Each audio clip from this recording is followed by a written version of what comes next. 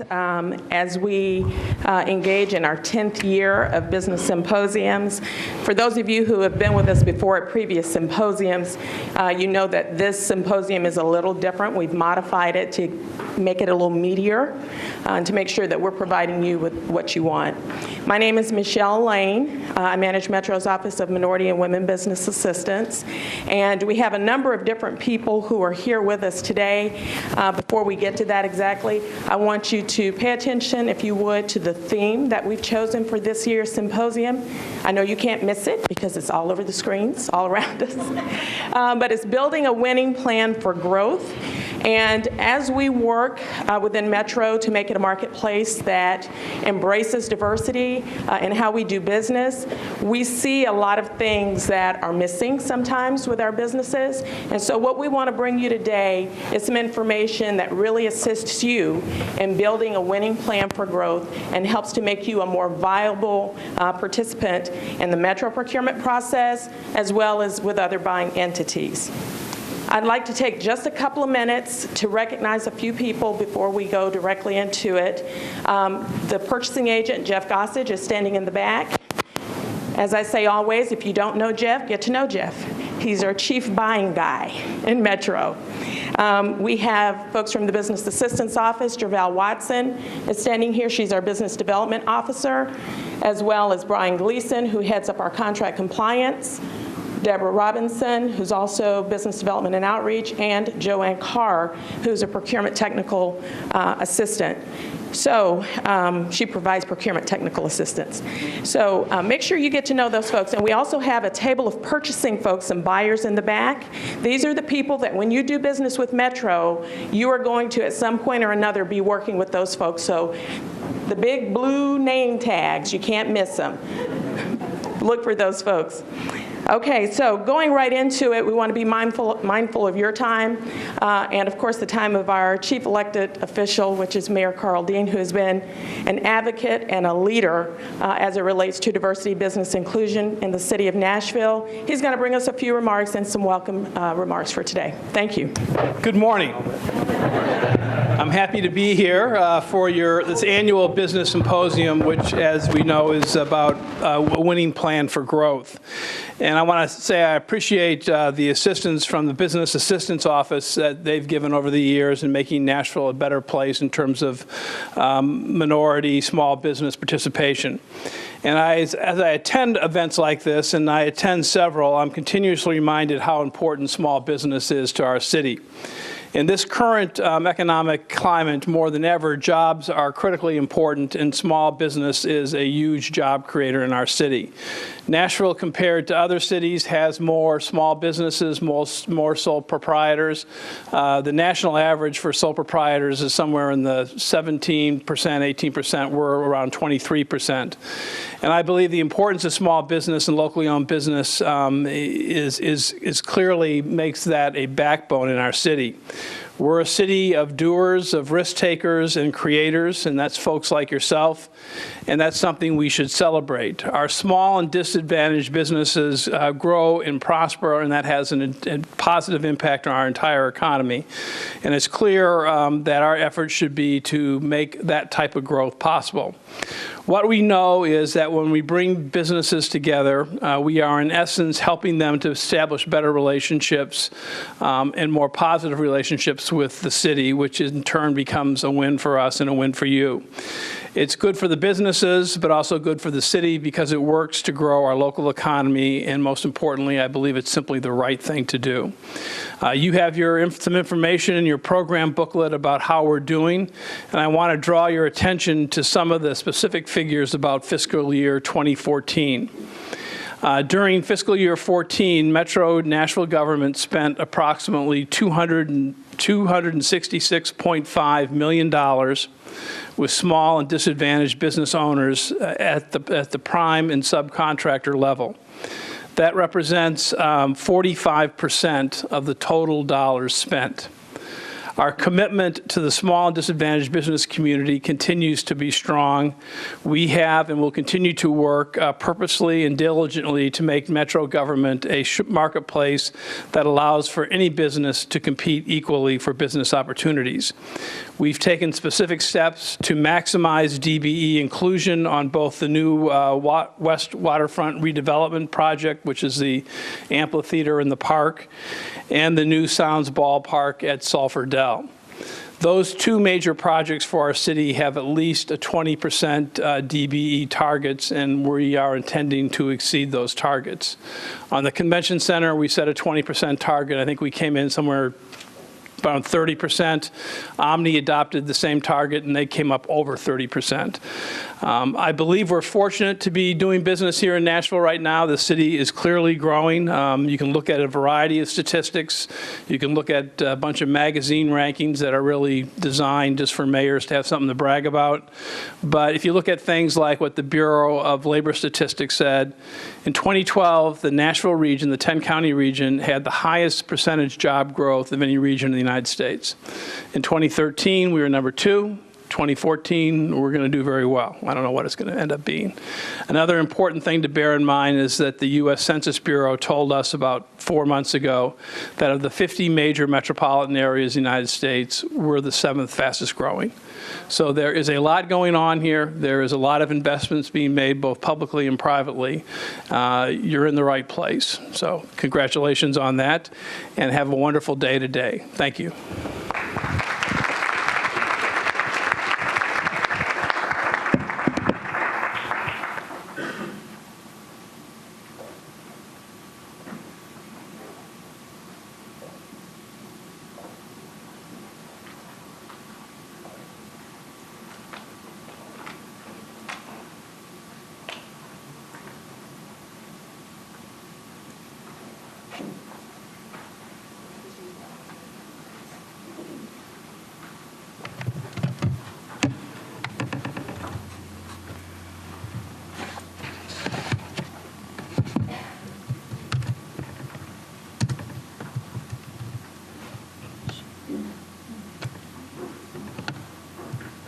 If you all could just bear with me for one moment. We closed the computer and we're having a little bit of technical difficulty, so just one moment, please.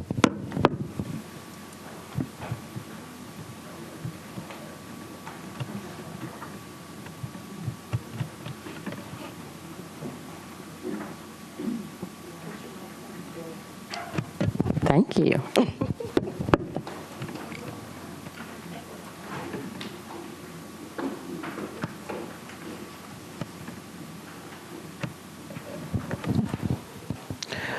First of all, I want to thank you again. Michelle has welcomed you all this morning, but we definitely want you to know that we put these events on periodically to make sure that we can continue to bring you information so that you can advance your business. We want you to take it to the next level each and every time. We try to make sure that we bring topics that will be beneficial to you and your business. Today's event actually is centered around a couple of topics. Thank you. We are going to do SWOT analysis training.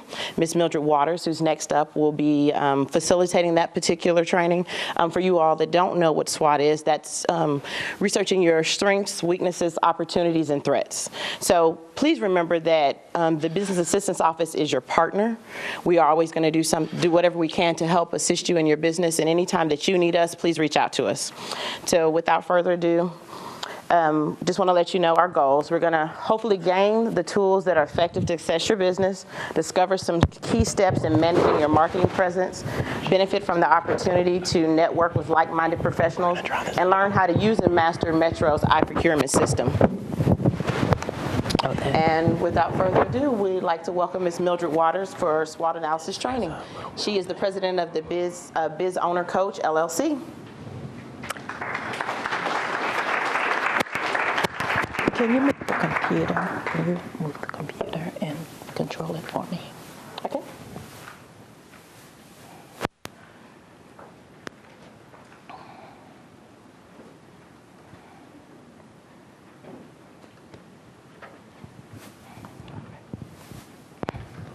Good morning. I am happy to be here today, and I'm think that you all are ready to get started. Are you ready? How many of you have been to this symposium in past years? Please let me know. Great.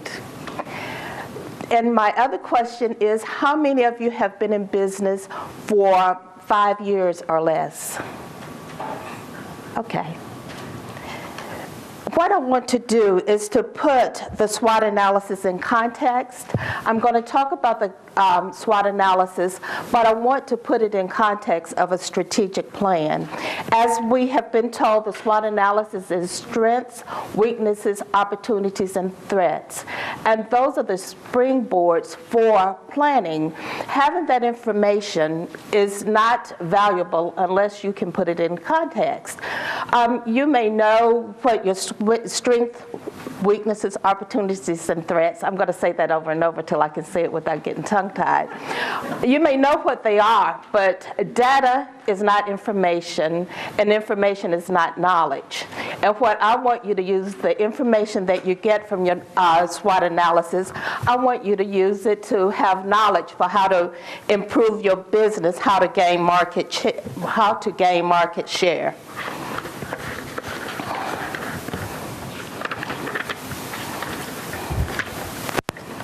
I thought you had a remote. Okay. The purpose of the SWOT analysis is to assess an organization's to identify future competitive advantages and to determine resources necessary to achieve competitive advantage. And before we move in that area, I want you to have a shift in mindset. You probably have thoughts about what you're not doing in your business today by being here. I'm a small business owner, and I know that every day I got to go out and kill something or I won't eat. Do you feel that way? If I don't kill it, I don't eat it. Nobody's giving me anything for nothing, are they? So I want you to move away from that day-to-day mindset. I want you to move above the ground 30,000 feet and think about some fundamental business principles. I want you to take a broad view of your business. And some of the fundamental principles that I want you to focus on is, if everyone can do it, it has little value. If it's difficult to create and very few people can do it, it has greater value. Think about that in relation to your business. Change is the only constant. Agree? Success is only temporary. Over time, profits tend to evaporate as markets evolve. So what does that mean to you as a business owner? Think about that. Success is only temporary. Over time, profits tend to evaporate as markets evolve. When you approach your SWOT analysis, I want you to face the truth. You know, sometimes with our business, we start making excuses. When reality looks at us, we start making excuses. Before you can even say, well, I didn't really get a positive profit last month. That bottom line, my net profit was negative. We start making excuses, don't we? Well, this happened and that happened. But I want you to stop making excuses. Don't be afraid to rethink how you do business. Challenge your assumptions. Can you be more innovative? Do you think about your product or service in the traditional way? For instance, how many of you have ever heard Sherry Deutschman speak? Sherry Deutschman is the CEO of Letter Logic, and it's a multi-million-dollar company. She's had double-digit increases every year since the third year that she started. But she said that one of the things that she had to do is to look at her business in a different way. Instead of thinking of it as a direct mail company, which is how it's described and how it would be listed with her DUNS, she looked at it as an information technology company. And she thought about how information technology could impact the way that she does business. So everything that she did, you know, efficiency is very important in her business. if they accidentally, they mail out bills, medical bills for medical groups, for physicians and other medical groups. So what if somebody else's bill was put in with your bill? Then that would be against the HIPAA law. Are you having trouble hearing me? Yeah. There we go. So that would be out of compliance with HIPAA. So she had to become more efficient, and technology has allowed her to do that. She also, speed is a major factor. If you have a deadline for getting a direct mail piece out, you have to adhere to that deadline. And so she has been able to move the mail faster. That's how she utilized information technology. So sometimes we have to think outside of the box and stop thinking about the traditional ways that our business has been done. Challenge all assumptions. The other thing I want you to do is to think about the people you have on board. Are they the right people? I worked with a man a few months ago who had a terrible dilemma. He was facing a terrible dilemma, and that's why he wanted to talk with the coach. He had someone on his team who had been with him since the beginning. It was just the two of them, but that person was no longer producing. The skill set that that person had didn't fit anymore. He needed to let the person go. What would you do? Tough decision, isn't it? But those are the tough decisions that business owners have to make.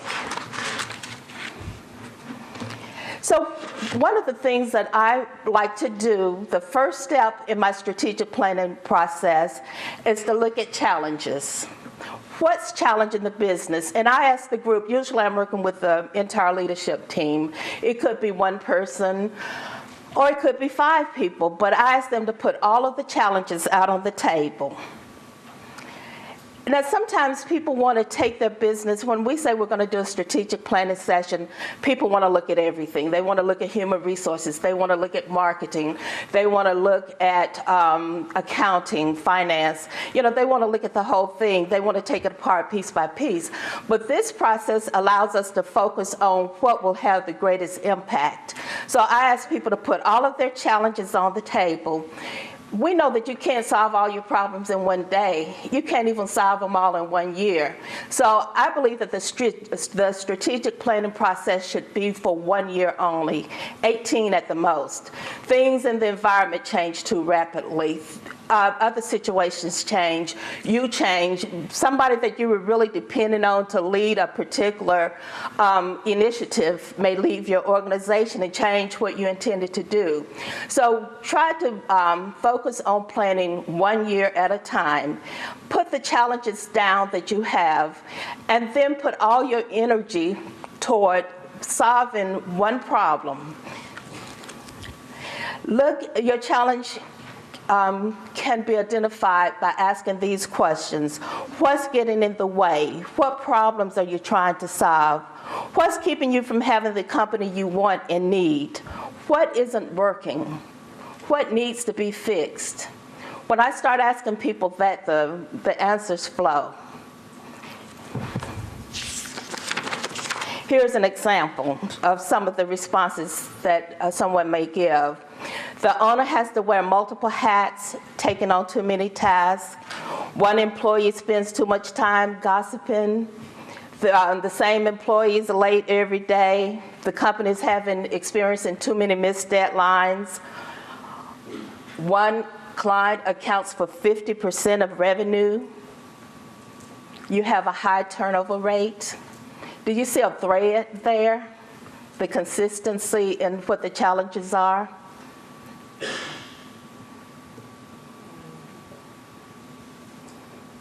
And the other thing that can happen is when I ask people what their challenges are, they start telling me what they need to do. We need to, for instance, we need to hire better people. We need to have an employee handbook. Well, we don't know what the solution is until we agree on what the problems are.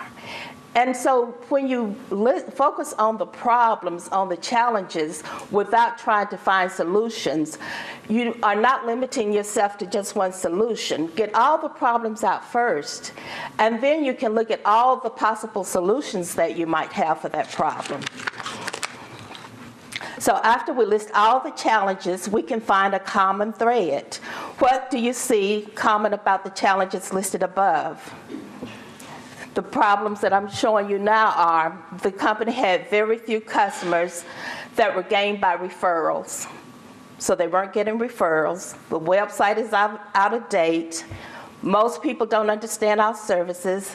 It takes a long time to explain what we do. No one knows that we exist. We don't consistently earn a profit. By the time we return a phone call, the prospect has turned to a competitor. Staff spends too much time on complaints for customers who spend the least amount of money with us. Anybody got any of those problems? You don't have to expose yourself. But do you see a common thread in those? What do you see might be an issue? Don't tell me what the company needs to do. I want somebody to volunteer to tell me what kind of thread is running through there. Yes, ma'am? Lack of communication. Lack of communication, excellent. Anybody else see anything? Yes. Lack of marketing. Lack of marketing, yes. No marketing plan. And we're going to get to that later today. What else? I feel like the staff needs to be educated on what's their role with the company. Yes, lack of education of the staff. Yes, ma'am. Going through the proper channels of command. No one's overstepping the boundaries of others' responsibilities. So refocusing entirely. You're refocusing, and again, that is part of educating the staff. Yes. And I think that lack of a clear marketing plan. So the question that I want you to come up with is one that addresses the key element of what's not working in the company. And you all just threw out some ideas. When you take the time to define the challenge, it turns your attention to a more productive direction. After you have looked at all your challenges, sort them out like we just did, and we saw the common threads. Some of them may be chronic problems. They keep your focus on what's not working. Consider which of your problems, if solved, would have the greatest impact on your business. I've never worked with a company where all the problems stacked up neatly into one function area. They're all over the place. And so what I try to get people to think about is, if we did this, would that have the greatest impact on our company? So my how can we question for the first sample of challenges that we had is, how can we recruit, engage, and retain a highly productive workforce? Because remember, the employees weren't coming in on time, they were missing deadlines, the owner of the company was having to wear multiple hats.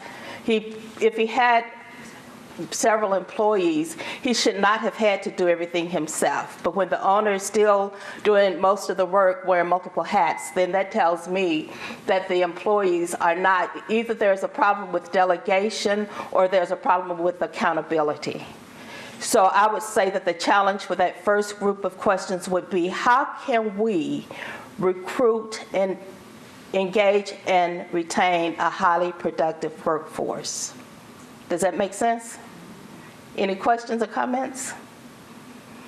Yes, sir. What about ensuring that you have a correct process to begin with? If there is no process at all, whether you have good employees or bad employees, you won't be able to do what you intend to do. The question is, what if your process is not correct in the first place? Whether you have good employees or bad employees, they're not going to be able to do anything if you don't have the process in place to train them on what to do. And that's an excellent point. And so one of the things that I would think about is, when I recruit and engage the workforce to be sure that they're trained. So yes, you would have to have a system in place so that you can train them on how you can get things done. One company that I worked with had inconsistent results, and I think that I listed that as one of the problems. The different employees decided how they were going to do the service. For instance, if it was a janitorial company, everybody may have used a different product to mop the floor. They may mop the floor in a different way. Without the proper training, without a system in place to tell people that first you strip the floor. We always, when we first go into a company, when we get a new contract, we strip the floor. Then we put a certain solution on the floor. And then we do the top scrub. And then we put new polish on the floor. You know, you've got to have your systems in place, and that's excellent. So part of that discussion would have to be how we're going to train them, what are we going to train our new employees to do. And the question may be, the discussion may even be, should we pull all of the employees that we have out of the field, take them out of operations, train them for a certain period of time, and then send them back out? What would be the process for that? But that could all be part of your plan.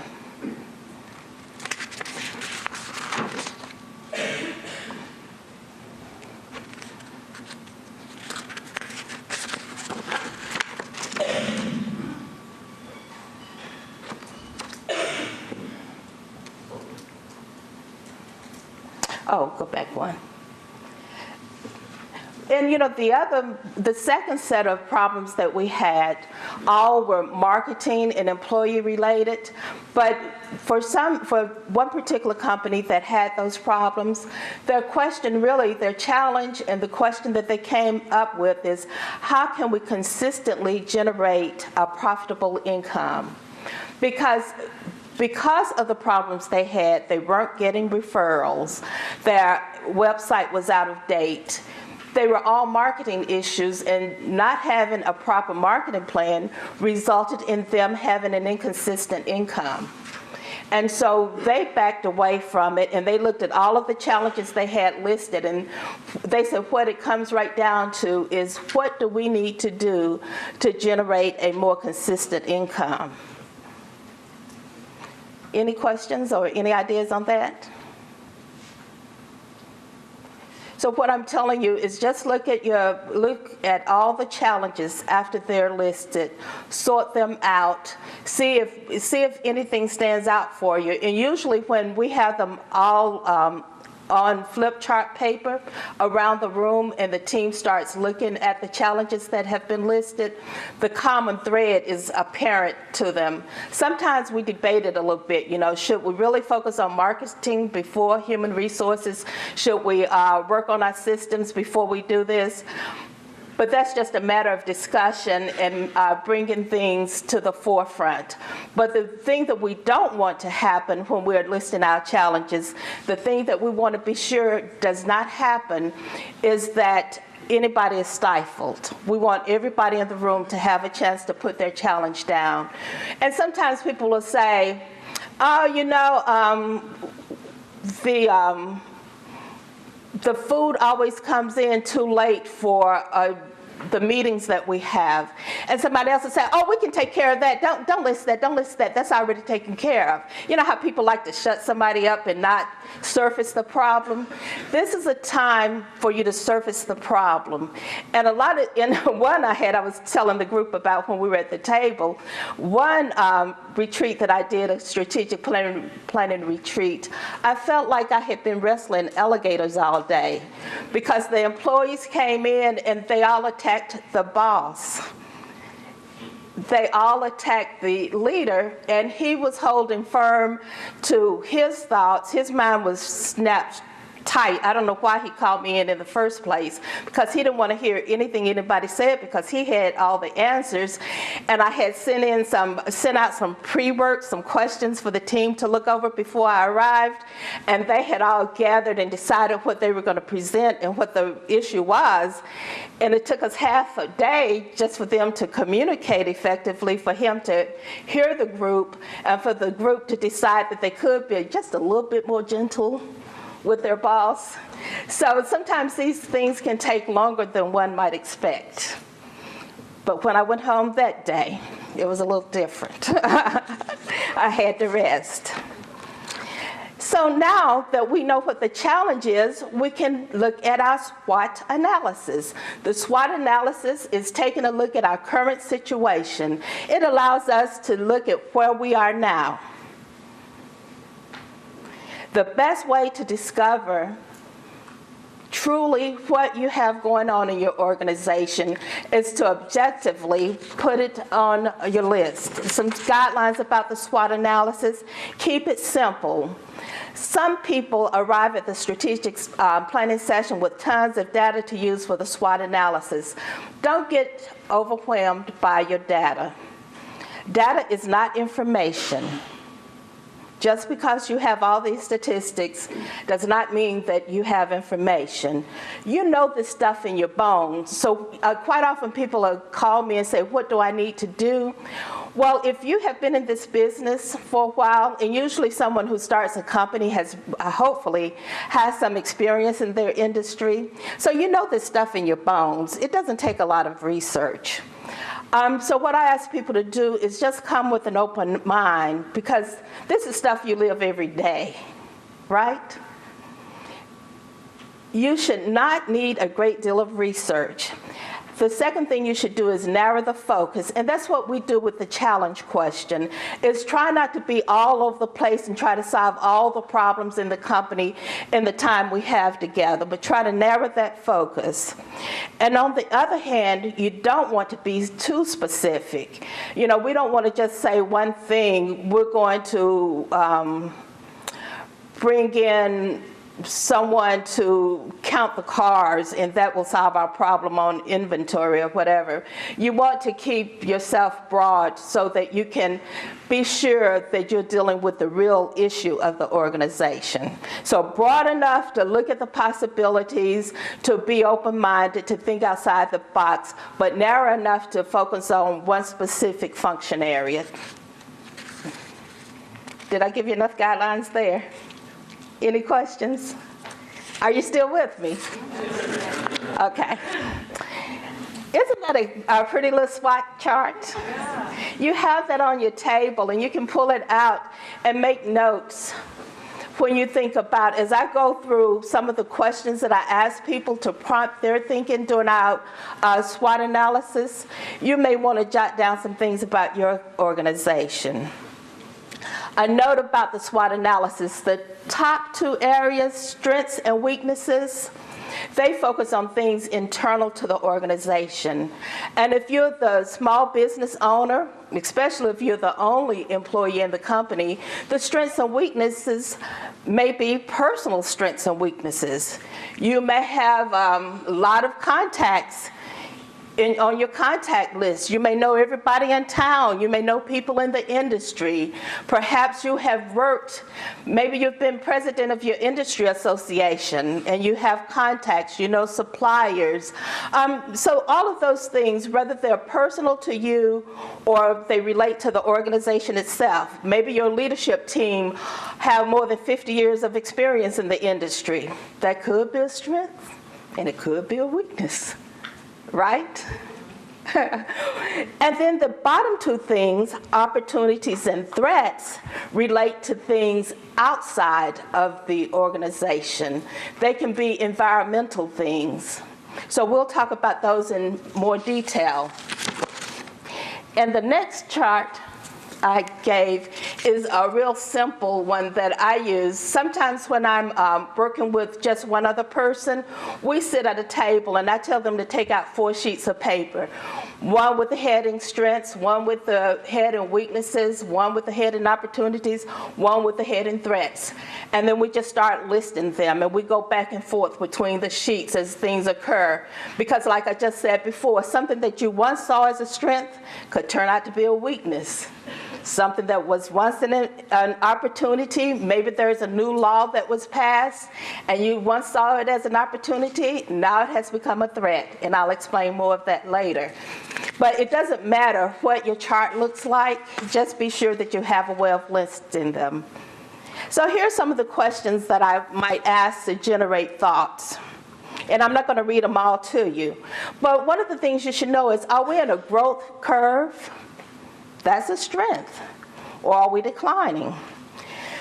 Do we network in the right places? You know, I see folks that are out on the street every day, all night long, networking their butts off. They're not meeting anybody that can do business with them, so while you're out there, you need to go home and save your gas, right? You belong to every organization the city offers, all the chambers, the Nashville Area Chamber, the Nashville Area Black Chamber, the Hispanic Chamber.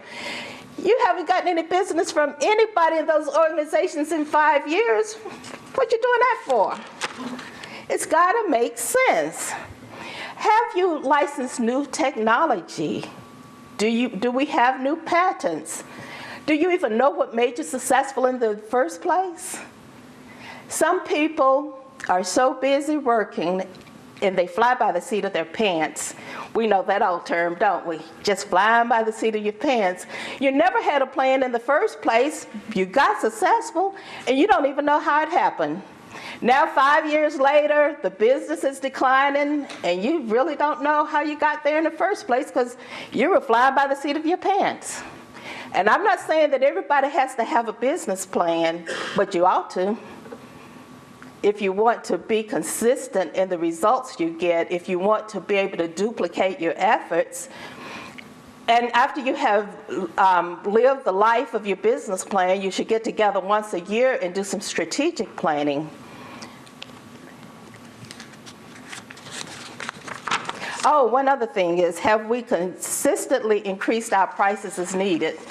Have you ever gotten to the point where your prices are so cheap that people come to you just because you're cheap, because all your competitors are charging double what you charged, and you should have made an increase years ago, but you were afraid to because you thought you might lose a customer, and now you want to increase, but if you increase, then it's got to be a gigantic increase, and so now you are going to lose customers when you should have been going up 10 cents or 50 cents or $50 a year in the past 5 years, and then you try to do it all in 1 year. You've got to consistently look at what you're charging.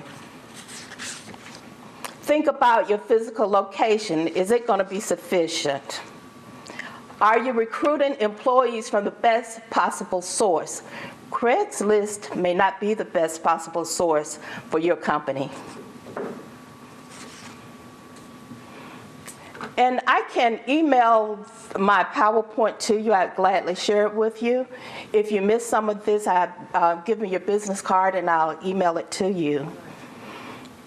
Do you have a strong corporate culture? Do our employees know and understand our mission? Have we stated our values to our employees? You may assume, values are stated another way, are just the things you care about. You don't have to have a session and write out your values, but you should know what you care about and you should be able to communicate that to your employees. If your employees don't know that it's important to you that they talk to everyone who calls and answer their questions, solve their problems, whether they're going to be a client for you or not, you need to communicate that to them. And so they don't get in trouble for the time they spend answering questions. When you say, well, what did you do this week? And they tell you, oh, I fielded 50 phone calls. And your only answer is, well, how many of them did you convert? None. But I served the community. Okay. Communicate how you feel about that.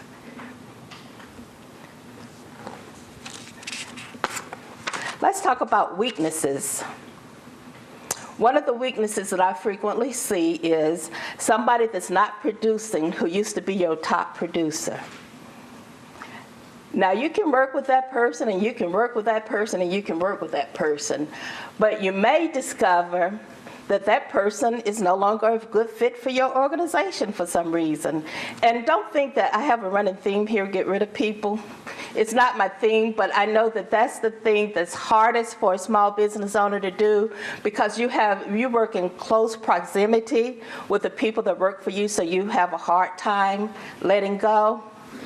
And that's one of the things that I have seen is most challenging, is just dealing with the workforce. And then there's this other one that's a running theme, is somebody causing a dysfunctional dynamic that we have delayed dealing with. If somebody's gossiping and doing things that have a negative impact on your organization, it's better for you to deal with it sooner than later. And my approach is just to say, I have a problem with you. And to be very direct with it. Don't delay it. The longer you put something off, the more the person will think it's okay with you. Another one is, are we declining in revenue? Maybe the first 3 years you were in business, you had double-digit increases. Then all of a sudden, your revenue is in a decline. You need to look at that and just face the fact that something is not right. What did you do different? Did you perturb somebody at Metro government in purchasing and they don't ever want to let you have another contract again? You better find out whose toes you stepped on and what you did wrong and go and apologize and figure out how you can get the contract back that you used to have. Of course, I know that people don't do things on personality, but think about it yourself. Do you have enough salespeople? If you're the business owner and you feel like you're the only one that can sell, you're the only one that can order supplies, you have to sign off on everything that comes out, you have to send out all the emails, you're not going to grow beyond the things that you can touch every day. So when do you bring in a sales force? Have any of your competitors hired key staff from you? That might be a weakness. And I think that's a good source of employees, is looking at who your competitors has working from them and seeing if they might want to switch. That's just me, though. And then there's that question of, does too much of our revenue come from one source? When I say to someone, oh, look at this, 50% of your revenue comes from this one company, you should be very afraid. They said, what do you want me to do? Cut back on the services that I provide? Cut back on what we're doing for them? No, I don't want you to cut back, I want you to increase.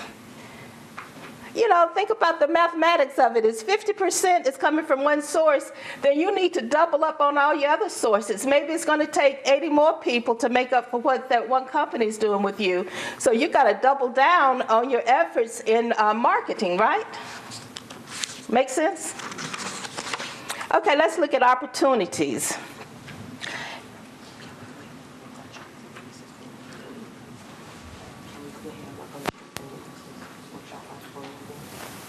When we finish with this? No, before we get to that. Oh, okay. She's suggesting that I give you time to work on your strengths and weaknesses before we move to the external. You want to take a few minutes and just jot down some of your strengths and weaknesses, now that I've given you an idea of some that might be? Ms. Walters has provided you with a number of questions that you should ask yourself about your business in terms of answering these questions. So at this time, what we like to do is take a little time. Some of the buyers that are here present, as well as the Business Assistance Office staff, is going to walk around the room and assist you. I ask that you lean on your peers to help you in terms of determining your strengths and weaknesses. We're going to use some of the questions. We'll have them up on the screen and we'll continue to review them, but talk amongst yourselves, please. Jot some of those down. I'm looking about the crowd and I see a few that have already started jotting down some strengths and weaknesses.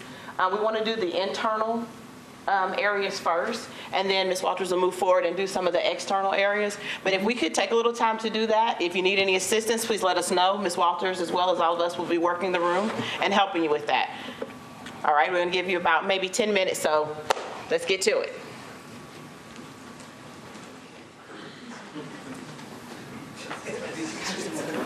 The information you've already provided them, so that they don't forget that. Oh, that's fine. I appreciate it.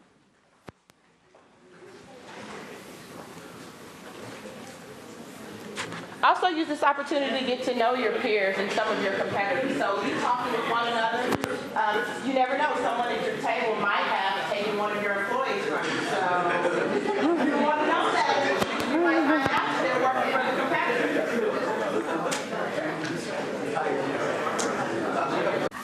was that? Did you find out anything you didn't know? Is there any, I've talked to one person who couldn't think of any weaknesses that he had. Anybody else have trouble finding weaknesses?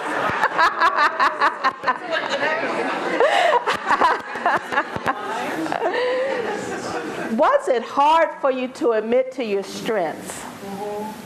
Sometimes people will not own up to their strengths. Can you believe that? And I have to pull it out of them. I said, do you realize that you won an award last year for Businessman of the Year? Or do you realize that how other people are looking at you? And they don't realize how powerful they are. I want you to own your power and admit to areas where you need to improve. We're going to move on. Click it. Opportunities. I'm going to move over so everybody can see. And when we talk about opportunities, sometimes this gets a little bit fuzzy when I'm working with people, because opportunities are things external to you. And so people start listing opportunities as in where they can go next. And that's not what I mean by opportunities at all. It's not future-oriented. I want you to keep your focus on right now, and I want you to think about what's happening in the environment that gives you a new opportunity.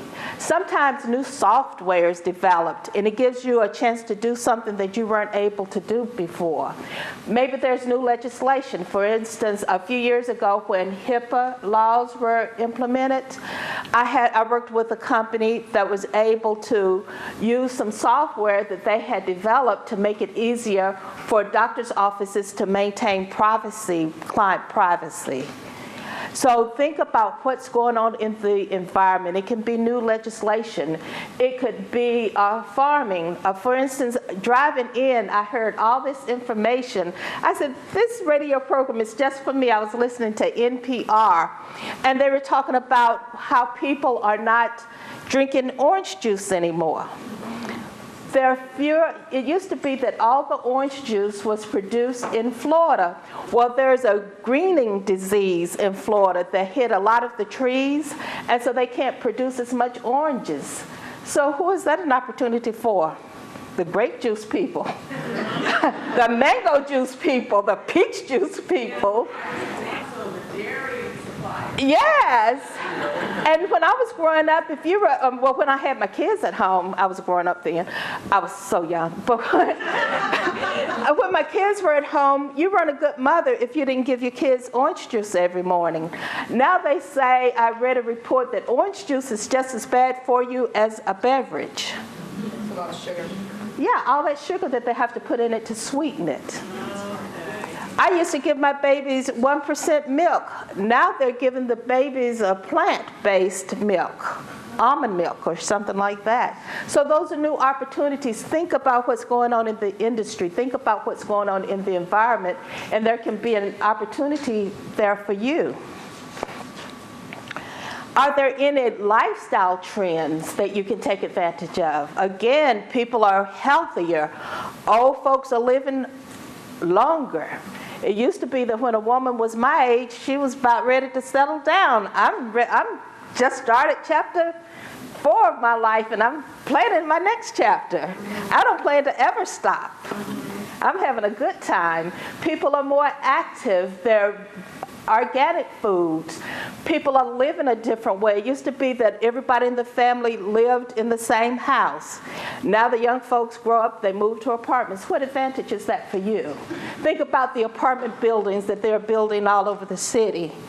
Can you put I have a young man that I'm working with who owns a fitness studio, and he's trying to put little satellite fitness centers in the different condos.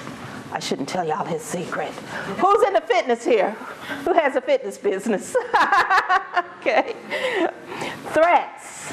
Let's talk about threats. Threats are weaknesses external to your organization. Realize that you cannot control the external environment. You can't control it, but you can plan for it. You can mitigate the risk. You can minimize the threats that happen to you. When people tell me I didn't see that coming, well, you don't know your industry very well. Or this is going to destroy me, I'm going to have to go out of business.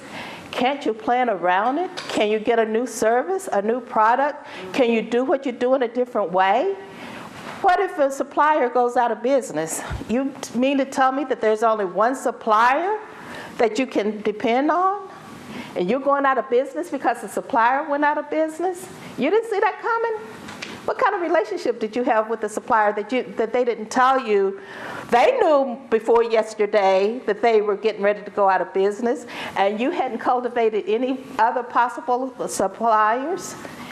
Now, legislation, maybe you don't have a lobbyist, personal lobbyist, but doesn't the industry you're in, are you connected to do you go to conferences in your industry? Is there a national association? Aren't you getting information about legislation from the lobbyists through your national organization? Is it easy to start a business like yours? And before we take a break, I want to talk to you a little bit about barriers to entry. If it's easy to get into your industry, then you have a lot of competition. If it's difficult to enter your industry, you have less competition. The competition, the barriers work in favor of the people that are already in the industry. For instance, I have a relative who's a real estate appraiser in Atlanta. I can talk about him because y'all don't know him and he's not here in Nashville. Anybody got any real estate appraisers you know in Atlanta? Well, anyway, they passed legislation that he had to take a whole battery of tests. He had been a real estate appraiser for 40 years. All of a sudden, he had to sit for several exams to get his certification. He was scared to death. He said, I'm not a test taker. We didn't have to have tests when I got certified to do this 40 years ago. Mildred, you're a teacher, helped me study for this test. And the fear of the test almost made him shut down. I said, go take the test one time. How many times can you take the test and fail it before they won't let you take it anymore? He said 3 times. I said, go take it once just to get it under your belt. Figure out what they're looking for, then come back to me, tell me about it, and then we'll figure out how to approach it again and look at what study aids are out there. But that was a barrier to entry because too many people were like cowboys out there saying that they were appraising property and doing all kinds of illegal things, and so they had to tighten up on that. Think about the barriers of entry to your business, and when you get to marketing, hopefully you'll talk about unique differentiators, things that you can do to make yourself unique. For instance, there may be a lot of people who do what you do, but you've got to do something that makes yourself unique so you can charge more. If you weren't born unique, if you didn't inherit the business and your company had already been established, just think about the things that make you unique. So a barrier to entry can be an opportunity, and it can be a threat. For folks already in the industry, a barrier to entry is definitely an opportunity if you're already there, but it can be a threat if you're trying to get into the industry. We're going to stop again, right? Yes, ma'am, please. And we're going to talk about your opportunities and threats that you know of in your industry that will be beneficial or a threat to your business. Please take the same process that you did with your strengths and weaknesses. We'd like you to work together, talk about your opportunities and threats, and when we complete this particular part of the program, we'll get a few of you all to share at least one of each area so that maybe you can start the thinking of your peers in terms of something they may not have thought of their SWOT analysis. All right, I'm sorry, yes ma'am. Can you go back to the screen on threads? That last one? Yes ma'am. Thank you. And so when I asked, is it easy to start a business like ours, that's when I started talking about the barriers to entry. If it's real easy, then there are fewer barriers to entering. And so sometimes the industry will artificially create barriers, like certain certifications, certain classes, or education that may be necessary. Does anyone else have any questions in terms of their threats, opportunities, before we move forward? All right, let's go.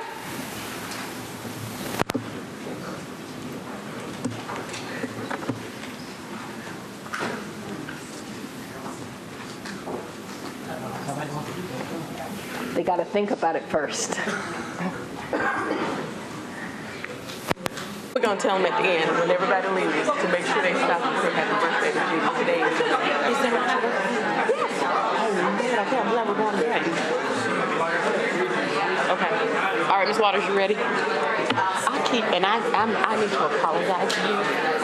My tongue is tied, and I keep saying Waters, not Walters. Just so think about Barbara. There it is. I see. Barbara Walters. Muted. It's unmuted. Yeah. All right, if we could ask everyone to go back to their seats, please. We're going to reconvene with the presentation.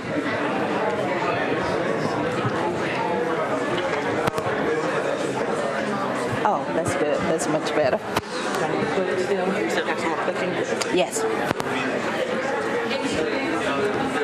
Okay, folks, y'all set? I love the enthusiasm in this room. And people used to call me a nerd because I like doing SWOT analysis and plans, but this is fun stuff, isn't it? Yes. Especially if you're serious about your business. There are two ways you can prosper in business. You can fly by the seat of your pants and hope that things fall out okay, or you can be more structured. That's me. Call me Miss OCD, but I like to plan everything.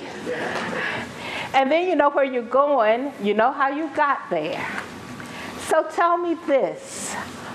I want someone to tell me what their strength is. What strength did you list? I'm going to ask several people to volunteer to tell me a strength.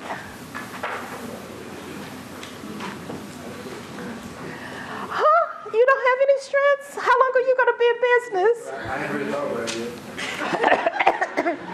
Your personality is probably a strength. Yes, ma'am. I plan every day. I write down what I'm going to do every single day. Good. And is that plan part of a larger plan? Yes, it is. And everything's in alignment? That's right. Yeah. And you know what I'm asking her is, we have this big plan. We have a goal of where we want to be next year. But to get there, we have to do something toward it every day. And all that has to be in alignment. So when somebody comes to you and asks you to buy a $50 program for the church bulletin to advertise your business, you can easily say, oh, that's not in my plan. And that's not in alignment with my goals, and my target audience is not there, so there's no need for me to do it. But I will write you a check for a contribution, but don't try to tell me it's an ad. Yeah, that's just me. Did that sound mean? Yes, ma'am. Our unique opportunity is our ability to assess a company's need and match it with the delivery of service that meets that need. We're able to customize what we do to meet exactly what they need, and that helps us get repeat business because it's sort of a unique differentiator. It's not a cookie cutter process that we do that the same next people that are consultants could do, but it's very unique. And since you all are in training and development and the competition is tough there, you have to customize what you deliver, and everybody can't duplicate that. So that's another feature, is she has something that everyone can't duplicate. They can do that based on their many years of experience in corporate America. I just happen to know Allison, so I can tell you all that. Any other strengths? Yes. I said my background. Thank you. My background, training and experience.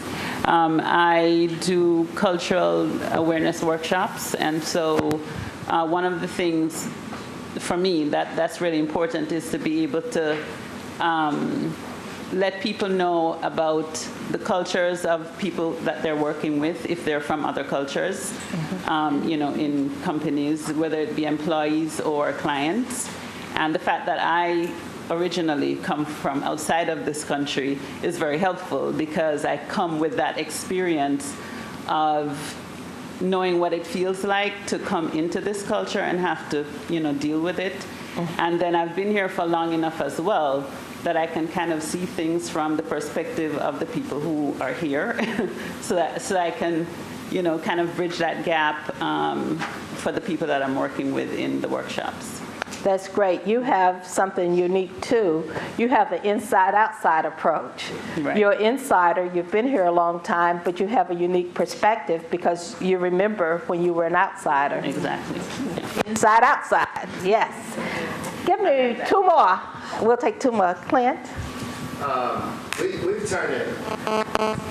Thank you. We have a training company called Higher Ground Training. We do personal, professional development training. And we've turned the corner where the first few years we really, really, really needed our customers. And now we've, not that we don't need our customers now, but we've turned the corner so that they really need us. They look to us to solve problems. It used to be that they would hire us to kind of like a preventive maintenance, like, this is great, I want my folks to know how to set goals, I want them to be better leaders. But now we're getting hired by a lot of companies that have real problems with their team, and so they're saying, my team is jacked up, I need some help. And my wife and I are both engineers by trade, and so I think it's our ability to solve problems that is real beneficial to our customers. That's that left brain stuff. Yeah, absolutely. Did you notice that he's a graduate of UT, just in case you wonder?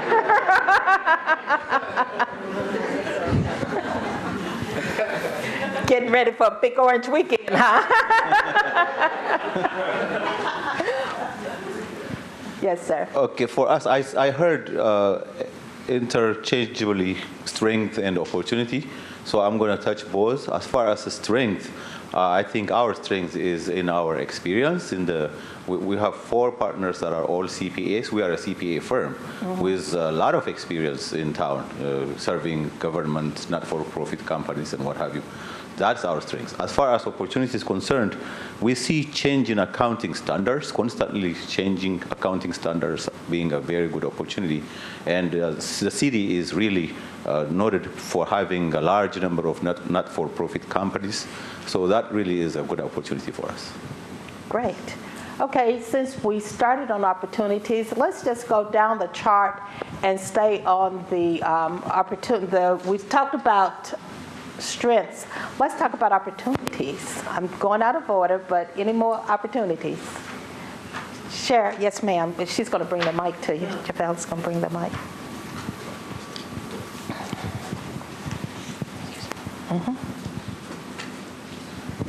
Thank you. The opportunity we have seen is change in our industry. What we do is we sell and provide services for IT equipment and engineering services. Well, right now there's a change going on in the industry where it's more virtual, and we have actually invested in a company that is called Software Defined Networking, SDN. If somebody doesn't know what that means, I'm still figuring that out. But it's where the industry is going. So we're looking to where as they say, where the puck is going, and trying to be ahead of the curve, and providing information to potential customers and existing companies about this change in the industry to help be a partner with our customers and prospective customers. So we're seeing that change is in a good way. We can take advantage of that and be a partner with change. So that's wonderful. Did you hear what Judy said? There are 2 things that I want to point out. She's trying to get ahead of the curve. So she sees it coming, and instead of ducking and hiding from it, she's facing it head on. And number two, she's educating her clients. So she's giving them free information. She's not out there just trying to make a sale, but she's educating them on this SDN stuff. Anybody else with an opportunity? Yes. I'll brown nose a little bit. I'll put you guys, Metro BAO, just for the opportunity for us as small businesses, and putting on the workshops of this has really helped, I think, our business just to for opportunities that we may not have had. So. And if you had sense enough to come today, you're real smart. I'll brown nose back. Those of you who had sense enough to come today, yay! Because I think that Nashville is a great city for entrepreneurs. There's information out there, and if someone doesn't grab the information, that's their problem. Okay. Anybody just dying to offer a threat or a weakness? Yes, ma'am. I have a threat. When I was talking to my table about this, it's something that you brought up with legislation. I work in the pro audio, video, and lighting industry, and one of the threats that we have coming to us is that wireless frequencies are being bought up. So a lot of our customers who have gear in a certain wireless frequency that should last them, because of the quality of the gear, the next 10 years or so, is actually only going to last them a couple more years, because they're now going to have to rebuy all of those same products in a frequency that will still be available to them. So that's a threat that we are working on figuring out how to handle right now. Yeah. And the good thing is, what did I say before? When you see the threat coming, it's not something you ignore, but you try to mitigate the risk that it offers you. It's a challenge, but everybody's not going to survive that. So only the strong survive. If you know it's coming, you can prepare for it. Anything else we want to say about SWOT analysis? Okay, the next 10 minutes that I have, I want to put this SWOT in context again. We started off talking about the challenges that you're facing. We tried to narrow the focus so you're not trying to solve all your problems. You look at your SWOT analysis, and then you decide what strengths, weaknesses, opportunities, and threats do you have to work with to solve that problem. Maybe the problem was a human resource issue, and you know that you have a strong team, or you're gonna decide that you don't have the internal resources to deal with it, so you're gonna hire a consultant. What I want you to do, and I'm just going to go through this so that when we're going to email this PowerPoint presentation.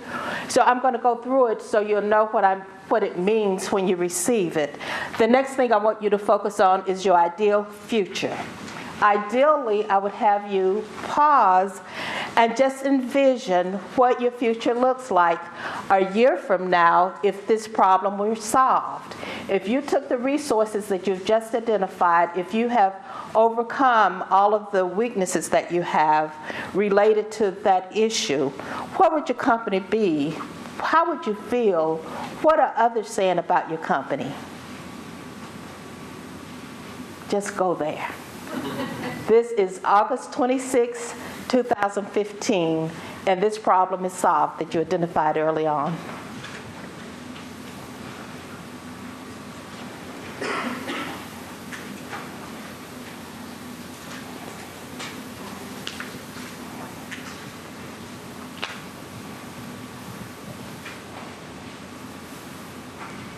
Have that vision of what it's like to have that problem solved.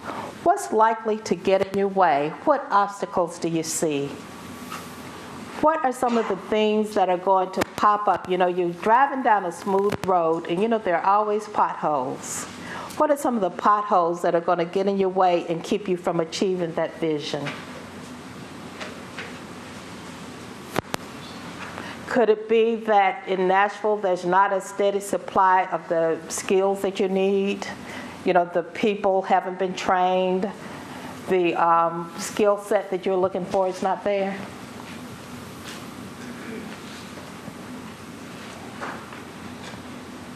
So I'm not going to give you time to flesh this out totally, but I just want you to think in that area. So after we look at the obstacles, I want you to move on to strategies. And so people, this is where sometimes it gets a little tough and people get tangled. They get tactics confused with strategies. A tactic is very specific. I am going to call Jane and make an appointment to talk about how to use her company for my project. But before you pull back and think about a general core direction that you are going to move in, clear strategy provides a framework for choosing the direction you'll move in. A clear strategy will move you toward your ideal future, and clear strategies help you become more clear on what not to do. So your strategy is as much about what you will not do as it is about what you will do. When people start proposing to you that you should take on certain initiatives or you could do certain things, think about how it lines up with the direction that you want to move in, what you intend to do. And I'll give you an example. A strategy would be create and implement a marketing plan to attract the ideal client. And then you would have some things to do under that. And on the next slide, you'll see some tactics. And those are the specific action steps you take to move you toward in the direction that your strategy is. That will take you. For instance, create and implement a marketing plan to attract our ideal client. There are 4 things that I have listed there. Hire a marketing consultant, give the specific date you'll do that, and then name who is in charge of it. For some companies, you're going to be the only name listed. You're in charge of everything. Other companies, you can delegate it out. But in this process, when you start listing the tactics, put someone in charge of each one and have a clear date that is to be accomplished. Does that make sense?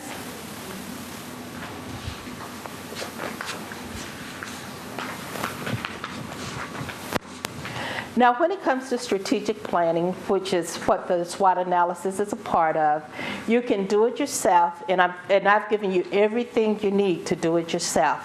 It's just a simple 5-step process. We went from the challenge to the strategies. You can do it yourself, or you can hire someone with a business background, or you can hire someone, it can be someone outside of the company, but someone you know who will push and nudge you and get your group to move toward honesty and clarity. So it doesn't have to be someone in, it's better if it's not someone in the company. Sometimes the CEO or the person in charge of the company will say, I'll conduct my own strategic plan, but then you don't get to participate and you're not as objective. You're not listening to everybody because you're a part of it, so you already have your preconceived ideas. You need someone outside of the company to come in. Any questions? Do we have time for Q&A? If we could, we'll do Q&A during our break, if that's okay. Mm-hmm. Let's give Ms. Walters a hand, please.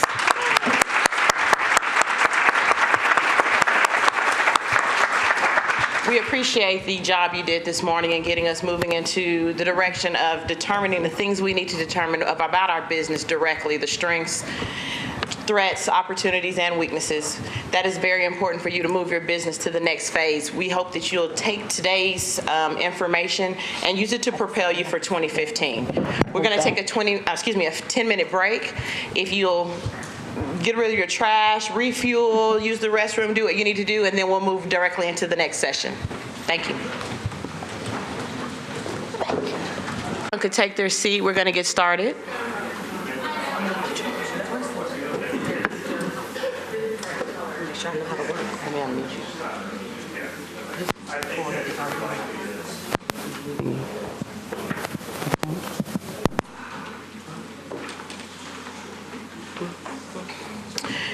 Next up, we'll have Ashley Northington from Denor Brands and Public Relations. She's going to bring to you a session on establishing your market forecast, or as some of you would probably say, establishing your marketing plan for 2015. This information will piggyback on your SWOT analysis. I'm sure some of you in the room probably had your marketing as a threat or possibly a weakness in your business. Everyone in every business can use some better marketing because we all want to grow our business. So without further ado, I bring you Ashley Northington.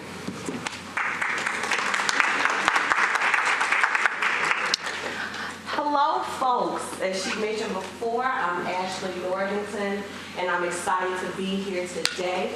I'm just going to tell you just a teeny tiny bit about myself. I'm a Nashville native, and I just recently moved back to the area. I've been all over Louisiana working as a communications professional in public relations, research, and journalism. And I've started my company 4.5 years ago, and I'm excited to be here today. So what we're going to talk about today is I'm going to give you guys a 6-step plan to marketing genius. But before we get started, I want to kind of break the ice a bit. What I'd like for you to do is get social, and I mean really social. And for some of you, this may be a little bit of a challenge, but for some of you, this should be a lot of fun. What I'd like for you to do is to take a selfie. Who is familiar with what a selfie is? Good. I'd like for you to take a selfie with one person you don't know, with 2 different people that you don't know. You're going to take a selfie, make sure it's appropriate and cute. Then you're going to swap information with that person. You're going to post that selfie on your Facebook page, your Instagram page, Twitter, somewhere. And you can say, if you're on Twitter, you can be sure to mention Metro, BAO, on Twitter. And then if you want, you can use the hashtag 6StepsGenius on the pictures. If you don't feel comfortable posting the picture, you don't have to do it. But make sure to swap information with 2 people you don't know. So I'm going to give you a few minutes to do that. Okay, so let's get down to why we're here. We're here today to learn how to market our businesses. We're here today to learn how to grow our business so that we become winners in business. If you're not interested in becoming a winner, pack your stuff and leave, because that's what we're about today, okay? So, as we'll discuss today, that marketing is all about positioning. It's about positioning yourself in the market so that your ideal customers are familiar with you, so that they know you, so that they're comfortable with you, and they're even more comfortable to give them some of their dollars so that you can provide a service or a product to them. I'd like to talk about the positioning pyramid. This is what I call the positioning pyramid. Many of us, when we start out in business, especially if we're new or if we're really small or we're entering a new phase in business, we start at the bottom of this pyramid in the generalist category. The generalists are those folks who kind of offer services and products. They're excited about doing it, but they're competing with a lot of folks. So somebody like me would offer public relations, marketing, branding, event planning, social media services, and all those things. And I'd have a lot of competition there. When you're at the generalist level, you may feel the need to discount your services, or you may feel the need to offer certain specials or really undercut what it is that you do, and you're not really, getting the value from your customers. So what you need to do to kind of move out of that generalist category is to specialize in an area. You need to pick 1 or 2 areas that you can be extraordinary in and really hone in your skills and offer those services to the market. Now, you may still offer all of those other services that fall into the category of your industry, but you really want to become a specialist and offer those 1 or 2 and really get the bang for your buck from your customers. After you get really good at your specialty areas, you want to position yourself to become an expert in your field. Well, how do you become an expert? You might write a book or start a well-known blog, or you might do a podcast, or you might do any other activity that sets you apart from the rest of the people that offer the same services or products that you do. Eventually, you want to really position yourself to become an authority in your industry. And the example I like to use most often is Dr. Oz. Dr. Oz is a doctor like any other doctor. I don't think he knows any more than any other doctor, maybe any of your primary care physicians. But Dr. Oz has positioned himself to become an authority in his industry. What has Dr. Oz done? He's gotten the media coverage. He's written books that are well known. He has a very, very, very, very active social community.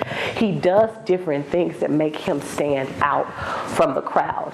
Now he's on TV with several other doctors. He's an authority in his field. Not that he knows anything different, but he's positioned himself in order to do that. So, how do we get to become an authority? What are those things that we need to do here in this room to make ourselves become an authority in our industry? We're going to get there with our 6-step guide to marketing genius. The first step, which I think you guys probably touched on with Ms. Walters today, is to know your niche. I need you guys to get focused, laser-like focused on what you like to do and what you can do really well. Not the things that you kind of sort of want to do that you feel like you can make money in, but the things that you actually take joy in, the things that you have a great sense of pride about, and things that you can offer that are extraordinary. You really have to know what you can do, what can you do well. Just stay in your wheelhouse. Don't try to take on, a lot of things. Don't try to be a Jack or Jane of all trades. Just focus on what you do and what you can do well. Can anybody in here, in about 10 words or less, tell me what their niche is? No? Nobody in here knows their niche? Okay, what's your niche? The touring industry. The touring industry? Okay, the touring industry is her niche. Anybody else? What about you, Ms. Pettis? Developing people and developing organizations. Developing people and developing organizations. Anyone else know their niche? Audits. Audits? Absolutely. That's a good skill. Lab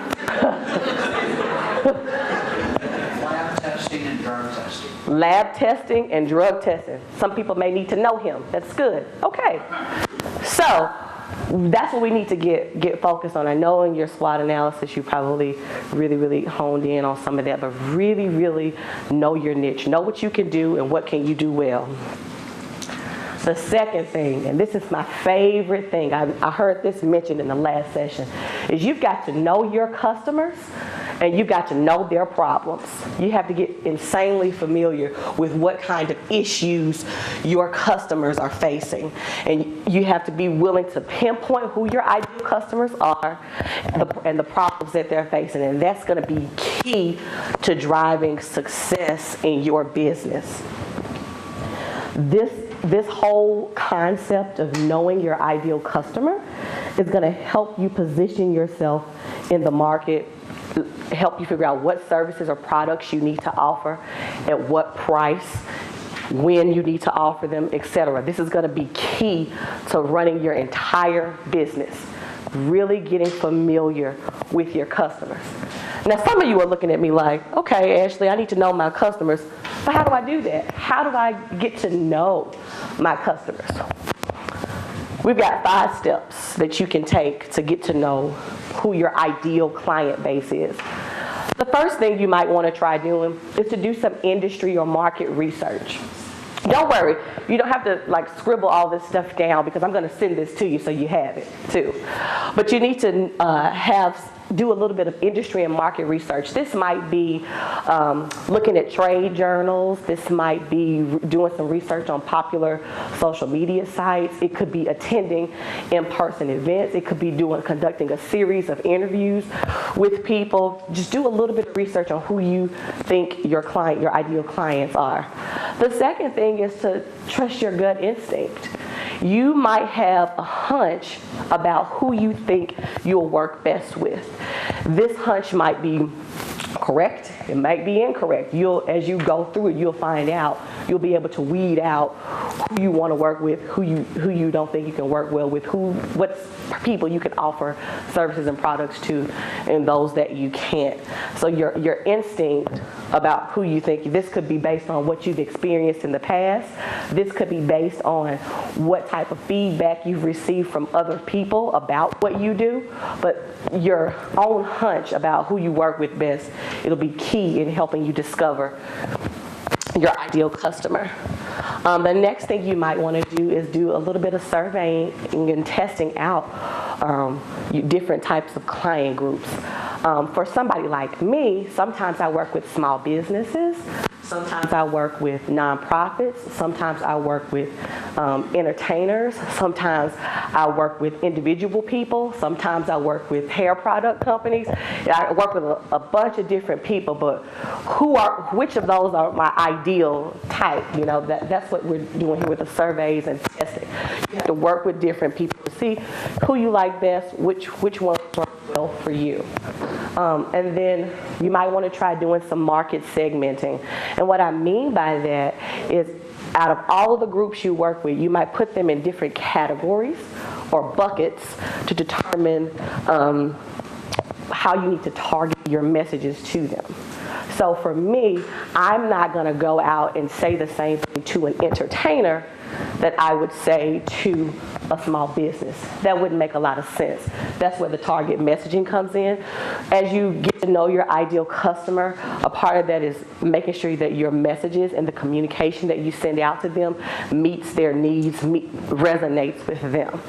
So if you just work with one type of customer, one type of client, then your messages should be you should know that customer backwards and forwards, in and out, and all of your messaging should be focused around meeting that customer's needs and getting that customer to get to know you better.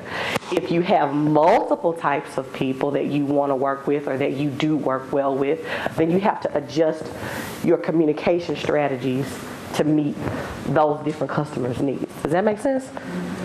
Perfect. So after you know who your customers are, you find your ideal customer, what is the next step? You have to solve their problem. So we're getting to know our customers, and we're going to solve their issues. That's what we're here for in business. We're here to make an opportunity out of other people's issues, so to speak. So what we want to do is we want to use our unique talents and what we know about our ideal customers to develop products and services that meet their needs or solve their issues. How we do that is we develop a program or a line of products that meet those customers' needs. So once we identify what the problem is, we have to develop something that's going to solve that problem. For somebody like me, one type of client that comes to me often are people who want to write books. Authors. So what I have done is I've developed a specific communication program specifically for folks who are writing books. And it's got multiple steps and multiple phases over a certain period of time. And it's the same program that I'm going to roll out over and over and over and over again to solve that communication or that exposure issue for new authors. So some of you might have some idea in mind of a line of products or a line of services that you would offer in something that you can develop that's very easy, that once you build it, you can replicate that over and over and over and over again to your ideal clients. Okay? Now, marketing is about getting leads and getting people attracted to you, and making sure that you're finding people that you want to work with, that you want to match with.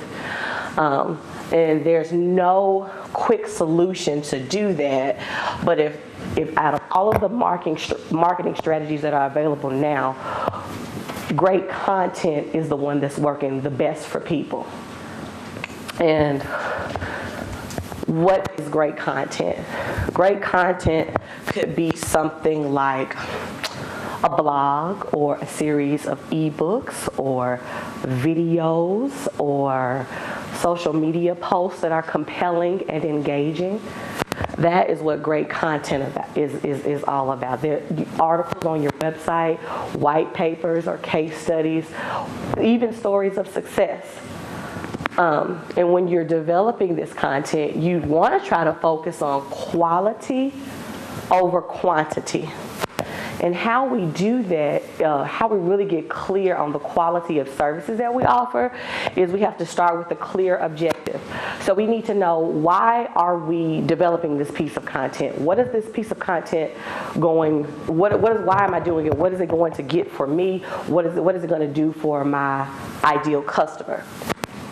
Then we have to decide, okay, what is the best way to distribute this message? Do I do it on social media? Is that the best? Should I just post it to my website? Is that going to work better for me? Is it something that I need to push out through a blog? Is it something that I need to send out via email? You have to determine the best channels and what's going to have the most impact, what will have the least impact, and you're going to know that by getting to know your ideal customer. Then, the most important thing you have to do is decide on the customer's action steps. So if you send them an e-newsletter every week, what is it that you want them to do after they receive the email? You just want them to read it and that's it? Do you want them to refer a friend to you? Is this a strategy where you want them to call you? Do you want them to email you themselves? Do you want them to register for a class? Do you want them to opt into some other product or service you have? So when you're developing your content, you always want to make sure that you have a way for the customer to get back to you. You don't want to just develop the content and push it out and then it's dead and that's it. There has to be a direct route back to you. We have to figure out, how can they contact me again? What is it that I want them to do? Okay. There are lots of opportunities to get this content out. We can use social media, articles, we can use e-newsletters, blogs, videos, live events, which are one of my favorites. We can use white papers, webinars, infographics, branded content tools like this PowerPoint you see, podcasts, case studies. Does that make sense? Does anybody here already using any of these channels right now? Which channels are you using? We're doing events. Okay.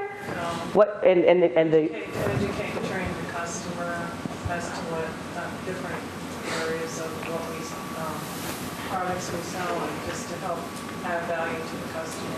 And when you do these events, do you have an opportunity for customers to interact with you and purchase an additional service or do some action? Great. You said you used one of these channels? Social media. I use a lot of social media. These events. Can you repeat the comments so the channel crew can pick it up? Oh. They can hear you, but they can't hear the audience. Oh, okay. So just repeat the question. If I use this right, they'll get it.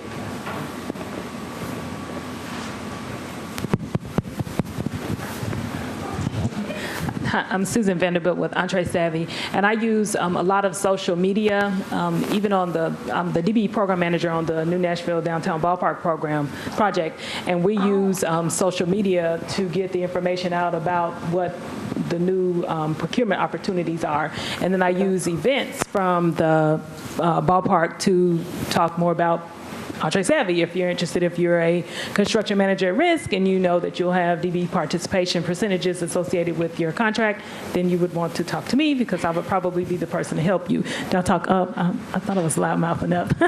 Okay, I have to eat the mic. Okay, so I use social media, Twitter, Instagram, I don't have any videos out on YouTube or anything like that, but also Facebook is great. So, and I use those for people that I already know who may or may not be in business to use word of mouth to tell more about who I am and what I do and how you can get involved with what I do and how I might be able to help you. And I tie, for example, I've tied the Ballpark Project to all of the certifying agencies. So if you are a small business but you are not certified, if you are a woman-owned business or a minority-owned business and you are not certified, if you come to the Ballpark website, you can find information there about how to get certified so that you can get involved. So I use a lot of the marketing tools. So cool. Anyone else want to share how they use any of these channels, or if they're already using them? No? I want to be mindful that there are, 12 different opportunities and probably several others, but you don't have to use every single one of these. You want to pick a few that you're most comfortable with. You want to create a why for each channel. It has to be something that you can, keep up with. You don't want to start something and then be inconsistent with your activity on it. You want to make sure, even if it's just one channel that you start out with, that might be best for you. Or if you want to use Facebook and Twitter, like for me, Facebook and Twitter work very well. I'm not a person that has tens of thousands of followers, but I can tell you my Facebook posts and my Twitter posts are so engaging that I have clients all over the country. And not only do I have clients all over the country, I continuously get listed by other thought leaders on Twitter and, people reaching out to me about the things that I post and the things that I do. So social media is really, really, really a powerful way to get things done. So naturally, since we've got all of these opportunities to get out content, we need to really focus on how we can distribute it. And the easiest, most efficient way to distribute content is through multicasting. And multicasting allows you to distribute one product through multiple channels. And I'm going to give you an example of this. So with that author program that I mentioned to you guys before, what I've been able to do is to take one blog post, and I'm going to turn that blog into a tip sheet. And then I'm going to turn that, I'm going to create a Facebook ad and ask people to download that tip sheet. If you download that tip sheet, I'm going to collect your email address. Then I'm going to send you my email newsletter that talks about my program. That email newsletter is going to point you to the landing page that talks all about that program. You see, and it's just, I've only done that with one single piece of content. That the landing page is going to point you to a conversation with me, and we can see if you're a great fit for the program. So you can take one piece of content and use it a myriad of ways. And here are some of the ways that people like to distribute content. They can do it via a live cast, which is having an event like this perhaps, and people come and see it live, or it's streamed live through your website. We can do a podcast, and we could take an event like this and record it and post it to a website and have people download it and watch it at their convenience. It could be a bookcast where we could take this event and transcribe everything that everyone has said and make it an ebook and send it out to people. We can use it as a mobile cast, so we can take this event and format it so that we can watch it on our mobile phones or read the transcript of it on our mobile phones. It could be a social cast where we can take this content and point it out to all of our social networks. We could do a blog where we can blog about this event. We could live blog it if we wanted to, or we could, do the traditional thing like advertise. We can take that same piece of content and advertise the same information, or we could use traditional public relations programs. After you've gotten your great content that focuses on your customers' issues, and you've figured out how to solve their problems You've developed your program, you've developed content that leads people back to you. The next thing we have to do is work on your schedule for your content delivery. I live and die by a schedule.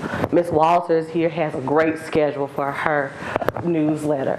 You have to be consistent.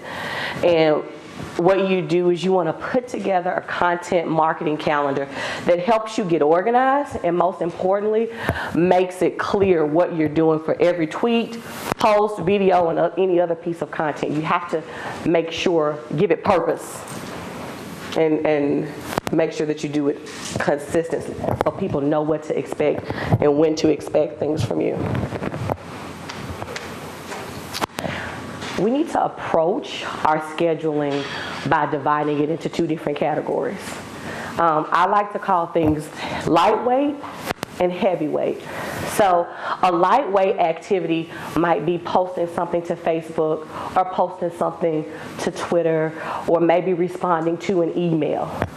Something that's heavyweight would be coming to a place like this and interacting with people, in-person events. It could be developing a white paper, developing a case study, or an ebook. So you have to, when you get ready to distribute your content and decide when you're going to send it out, get clear on what's not going to take a lot of effort and what will take a lot of effort so that you can schedule it appropriately. So you have to determine how much and how often you're going to market. So you have to figure out what you're going to do, what are you going to do every day? So the things that you do every day are going to be your lightweight activities. That's going to be like your social media updates. That's going to be responding to people saying things on your blog or posting comments on your website, responding to reviews and other things like that. Weekly, that could be a more intensive middleweight activity like blogging or sending out an e-newsletter or uploading some cool videos or researching some different content. Something that you could do every month. It could be that you run an email marketing campaign every month, or you go to several networking activities where you can meet with your ideal customer. Something that you would do yearly, which could be considered a heavyweight activity, would be to attend some major conferences, write a book, or host your own conference. So those are some of the things that you have to consider, when you're developing your schedule. What activities are you going to do on a daily, weekly, monthly, or yearly basis? Okay. Does anybody have any questions about anything I went over just now? Actually, the one question I would like to ask, and I'm hoping that I'm asking for some of the business owners in the room, is for small business owners, it may be a one-person operation or maybe a two-person operation. What is your suggestion that they should use for social media? Because a lot of times when you're out in the field, in the trenches doing the work, you don't have the opportunity to do the quote-unquote upkeep in terms of social media outreach. So what is your suggestion and what avenues do you think they should take in terms of making sure they're abreast of how often they should be on there and how they can actually manage it appropriately? That's a great question. And I like that question. I think that depends on the person and it depends on the industry. I like to say Facebook and Twitter are great for almost everyone, but sometimes Twitter can be information overload and it can be overwhelming. But I really think it depends on getting to know your customer and figuring out where your customer is online. For example, if you're a business that is targeting 14-year-olds, maybe I don't know what that business could be. Maybe you have an energy drink that you're going to target, that you want young people to purchase. You may not get your bang for your buck by focusing on Facebook because the studies show that young people are not on Facebook. If you have a business where you want to offer some consulting, where you're trying to attract other businesses or individuals, Facebook would be an opportunity for you to really get on and share some great content and attract people to you. I would say trying to post something at least 3 times per week is a great starting point. You don't have to worry about posting something every day, just as long as it's not weeks and months that go by where you don't have anything. But it's all really about getting to know your client and figuring out where they are. For me, a lot of people are on Twitter, a lot of folks are on Instagram. So I am able to find people and connect with people that way. And I don't post every day, 5 times a day, every second of the day. I don't. I definitely don't. I don't have time to do that, and I'm sure neither of you do either. But you just have to really know your client and figure out where they are and how often they're there and reach them that way.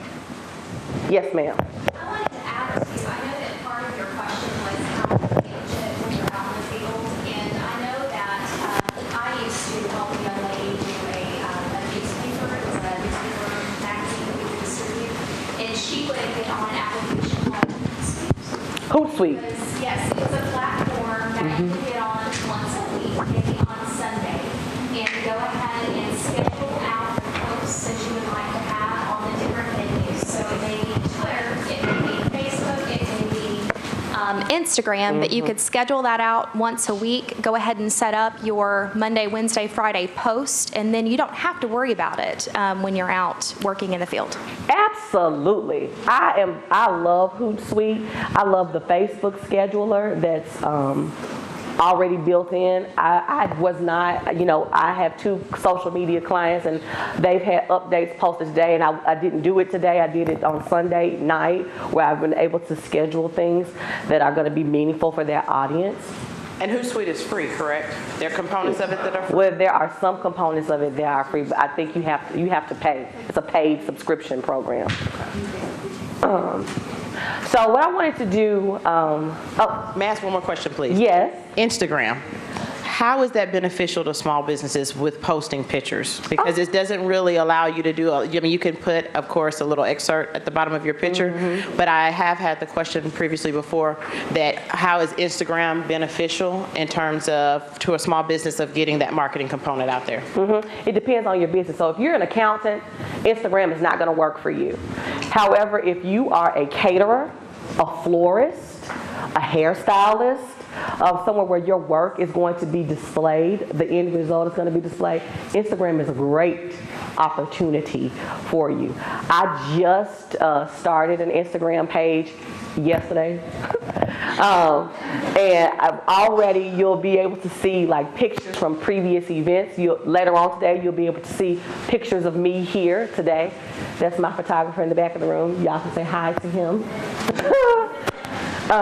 So Instagram, it depends on your business. It may not work for just traditional consultants, but if the work you do is very visual or there's some end result, then it's definitely a great opportunity for you. Okay, so what I wanted to do next, and Jamal, I might need your help with this, is I wanted to see who was in the room. And what I mean by that is I wanted to visit some of your websites or your social media pages to see what type of content you are already posting, and maybe we could talk about ways you can improve, things that you're doing great. Do I have anybody who's just dying to? Yes, okay. We are kbmd.us. KBM, what? KBMD.us.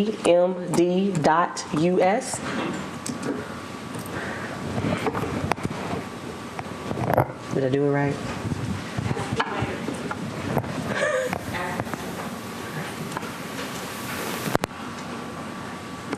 Okay. All right.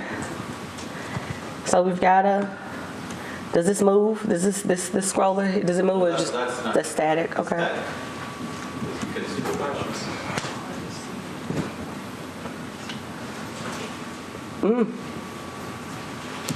Okay.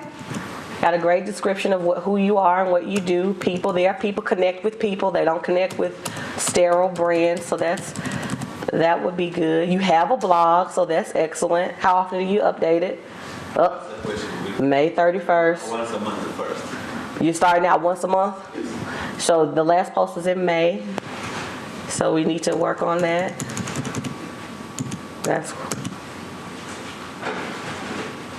this perspective, okay. So do you think these posts on your blog are related to what you do? Yes, a little bit. Okay. Some of customer service or related to business generally, because in accounting, either you update people about what's new in accounting, what's new in tax. Usually it comes out dry and drudgery. Okay. This one we thought would be a little bit light. Okay. You have testimonies. Testimonials are great because it gives people an idea of who you are and what you're doing and how well you do it. But of course, people are going to say nice things about you on your website. Okay. Do you have any social networks? Yes, we have Facebook, we have LinkedIn. It's LinkedIn in there, of course. LinkedIn is a great social, yes, to really attract other businesses and other business professionals. It's a great way to do that, LinkedIn. Let's look at Facebook.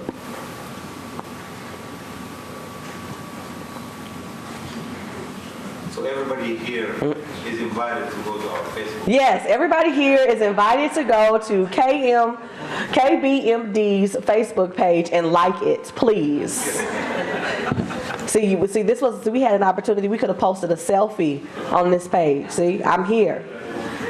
We've got to get some content going there, and we have to get a cover image at the top because people are visual and they don't like to read. They like to look at pictures. Okay. You have a good start. You just need to work on being consistent. It's a good start. You've got the tools there. Is your website search engine optimized? Can people just type in your company name and find you? Yeah, we're trying to do that more and more. We're getting visible. Okay. We use Google Ads and stuff. Okay. Anybody else want to share? Ncut.com. MCut? Ncut. It's short for Northcut. N as in Nancy, CUTT.com. And I'm like the cobbler's kids with no shoes. My job is to do other people's websites and social media. Oh, cool. So you can pick this apart. No. I'm not going to pick anybody apart. At least not publicly. Just joking. I like this site. Boom, boom, boom. People can see all kinds of stuff. Proven results. Oh, I like that. Can y'all see it? No. See, it's one of those sites where I think you have to click on it, and then it lights up, and it takes you to the content you need.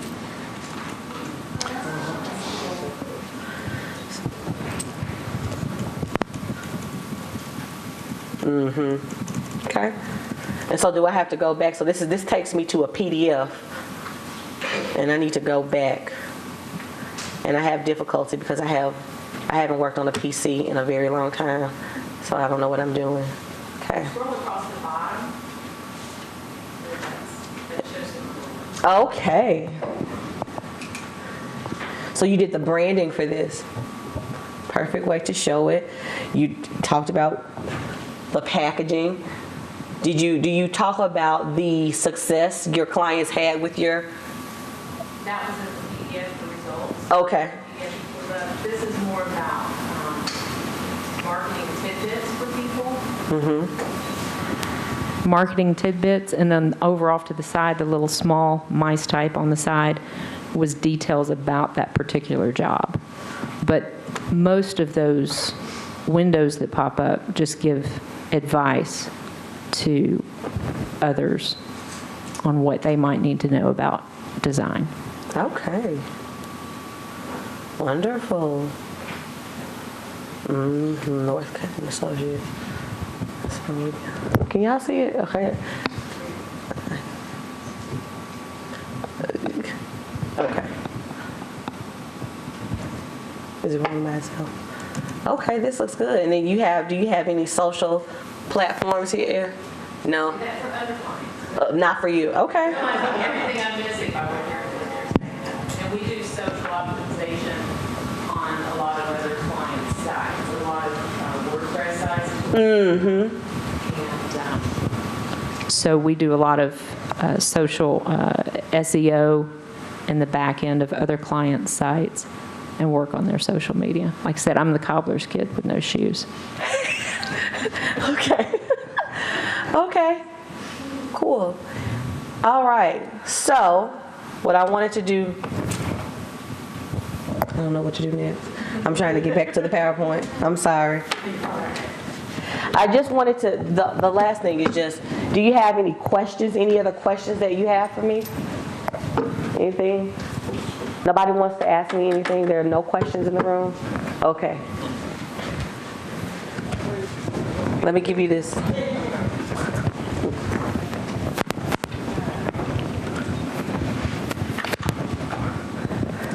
Here's my big question. Okay, a big question, not a little one. All right. So you know how Nate and those that Oprah shows, and they've got HBO and HTB and those market on a dime and garden on a dime and house on a dime. What does marketing on a dime look like? Well, marketing on a dime. Marketing on a dime. I think that you could, marketing on a dime looks like a really strong social presence and a really strong email marketing campaign, because that's something that you can stay up to date with yourself. That's something, content that you can develop and maintain specifically for you, and that's going to be a low cost, very effective way to reach people if you have the right content strategy in place. And you can develop the content, you can put your logo on it and make it look very, very nice, and send it out. But I definitely think an email marketing campaign, maybe you do an email newsletter once a month or twice a week or once a week, at least once a week. And a really, really, really strong social media presence. Is that something that you consult businesses on, like at the ground level? You can consult to say, yes, do that? Okay, great. Definitely, definitely. I've helped some people in this room do that. Facebook, LinkedIn, it looks awesome. Can we pull it up? We can pull it up. I can pull up my Facebook. I posted today. You did? Good. Good.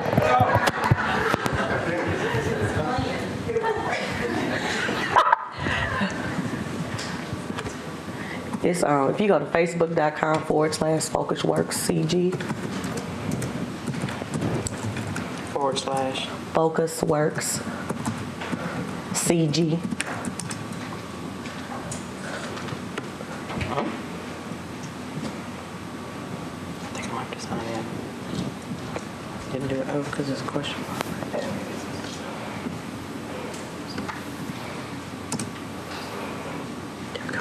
Now, see, they have a very lovely Facebook page, if I do say so myself. Yes, I like the selfies. Great. Good job. So we've got pictures up, we've got people who liked the page. We have to post on this page a little more often, but it's definitely there. So this looks really good. You see, we have a nice cover image. We have a nice badge. This is called the profile badge that looks, very professional, very sleek. The branding is very consistent with what you'll find on her website. Y'all want to see her website? It's very nice too.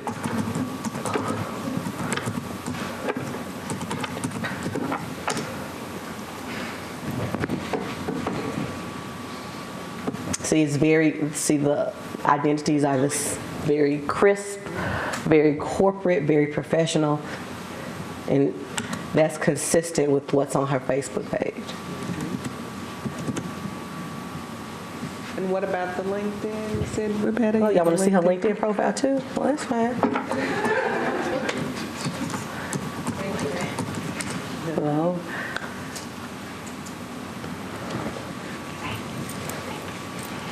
and this is the LinkedIn. We did a LinkedIn page for her company and for her. Let's see. Is it going to do it? Well, I have to sign in. What's my password?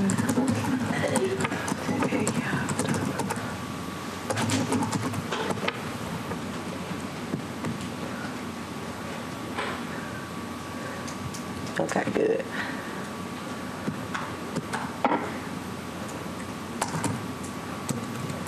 Focus.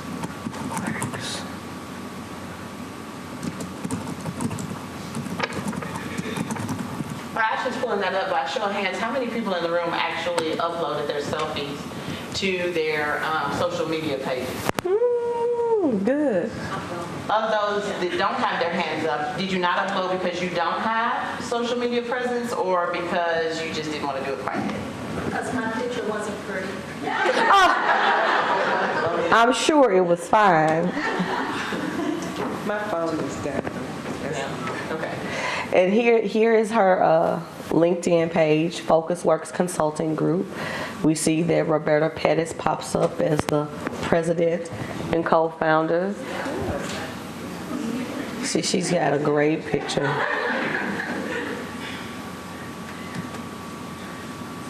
And see, again, it's very consistent. It has a great description about what her company does, what types of services and products she offers. There is a tab. Oh, why can't I find it now? There is another tab on here. But this is her page, and again, it's very consistent with what's on her website, with what's on her Facebook page. We just have to post more often, and then we'll be gravy there. Okay. So I think I keep missing. Does anybody have any other questions? Any other burning questions to ask me about marketing or how to develop compelling, engaging content? Anything? Where's the mic? I'm looking for the microphone. When you say meaningful Facebook content, I've been struggling with that because I know it's important to post. So what would be meaningful? Is it something entertaining? Is it something informational? All the above? Oh. I struggle with it being boring because we're doors, you know. We're in a door company, doors and windows, and I just struggle with trying to make it engaging enough that people would share it and like it and pass it on and stuff on Facebook. So windows and doors, you said? Windows and doors, and I did a post a couple weeks ago about tempered glass, and because it actually broke in my house, and so I had a picture of it breaking, and you know it breaks in little pieces, which is safety glass, but that was, I don't know where else to go. Is there any tips? Does it need to be funny? Does it need to be? It doesn't have to be funny. What I would say is that windows, people like things that are pretty. So if I see a pretty door and I'm in the market for a door, I would like to see a picture of the doors that you guys have installed or that you have gotten in, or pictures of the windows. It would be really cool to even do a 30-second video that talks about, hey, we've got this new door in, or we're featuring this is the door of the month or whatever, and you talking about the features of that door or that window. Or you could certainly share news. I'm sure there's industry-specific content that you have, news articles or things like that that you can share. Another thing that would be great is if you were to do 30-second videos with your actual customers, somebody who's purchased a door or a window from you, and say, okay, in 30 seconds, tell me how satisfied you are with your product, and then you could post something like that, get their permission. That's a great way to people connect with people, and I think that would be a great way to do it, something like that. So how do you keep the video beautiful? Oh, well, you got to pick people who are funny, pick people who are engaging, and I think if you don't say, yes, we got these windows installed and it cost us $20,000 and we're happy. Try to make them be upbeat and really, really sell it for you. That kind of thing. Can I add something to that, Ashley? Yeah, absolutely. I think it's important to remember too that what you do is not going to be interesting to everyone. Right. And so it's okay to know that for those people who are really part of your client base or potential client base, you want to make sure that it's interesting to them. Right. And so, if you are in the, extermination business, it's probably not going to be interesting to everyone who doesn't have a need for what you do. Right. But you do want to make it appealing and interesting and valuable to those potential customers. So it's okay to be boring to people who are not necessarily looking to buy what you sell. Right. But for those who are looking to buy what you sell, you definitely want to be engaging and interesting. Absolutely. Are there any other questions? I don't necessarily have a question, but this is more of a comment. I had to use Facebook, for example, collaboration, which I know has been really big for Metro BAO this year specifically. But I use any event that I'm participating in or any event that I know that Airport Authority or Transportation, minority inclusion departments are doing. I post those on Facebook. So if you go to Andre Savvy's Facebook page, you'll not only see information for things that I'm doing, you'll see other opportunities that are out there. And for what I do as a DBE program manager is to get small minority women-owned businesses involved. So I want you to know not just what I'm doing, but other opportunities that are out there. So I kind of use that as a collaborative effort, part of the collaborative effort. I use a Facebook page to do that. What is your Facebook? Entree Savvy, ENTREE SAVVY. And she does not care. And if I may piggyback on Susan, a lot of organizations are doing a great job here in Nashville of making sure they get information out to suppliers in terms of letting you all know what's available for education and training. There are numerous activities that are going on that are free. Of course, you all are in business, and we know that you have to take the time to do your business. But if you have the opportunity and have the time available, you definitely want to maximize those opportunities, because we always need to drive to educate ourselves. At today's event, there's a lot of information that's being shared. For your counterparts that are not here, they're missing out on that information. But the thing that you want to do is like on our Twitter page, we make sure we send out information about events that are going on with any company, any certifying entity, any business resource center that we're aware of, so that we can share it with you so it can help you. Because our bottom line is we want to build your business capacity. Your success is our success. Cool. I think there's a question. Yeah, I'd be interested in knowing if you have any insight on LinkedIn.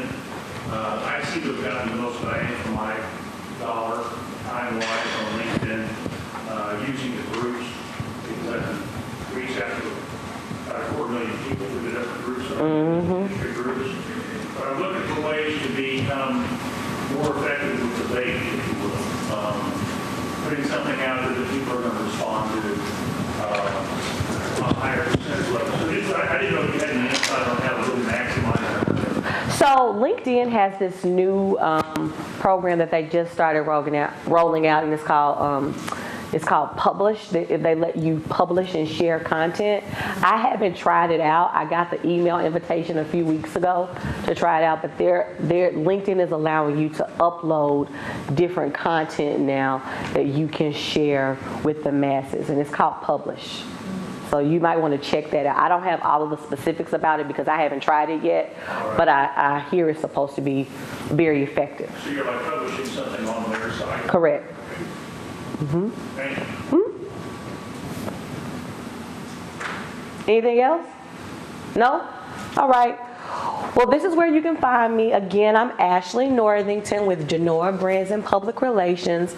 I've got my telephone number up there. It's 1-855-809-6697. You can reach me by email at info@denorabrands.com. You can find me on Facebook and Twitter at Ash Northington and Denora PR. Or you can find out information about me or my business at ashleynorthington.com or denorabrands.com.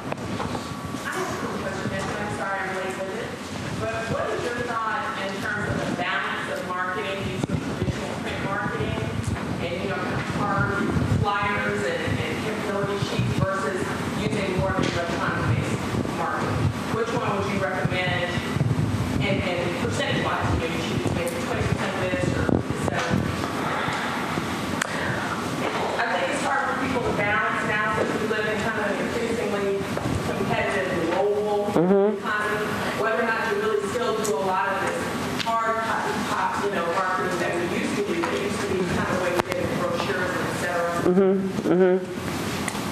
I would say if I had to give a percentage, I would say it should be 90% digital and 10% traditional. People throw flyers in the trash. I do it every day, all day. I don't necessarily read them. But if someone is coming to my office and they want to have a conversation with me, to, an exploratory conversation, I don't see anything wrong with giving them something hard, physical, that they can take home to review later, something that's polished and looks really slick. But even those things I have electronically, and I send them via email, or I can take you to a link on my site where you can download it. So I really think it depends on the industry. If I was going to be a concert promoter, I might get a lot of bang for my buck if I passed out flyers to different people. I think it depends on the industry, but I think everybody can benefit from a mostly digital strategy. That's it. All right. Thank you guys for your time. I appreciate it.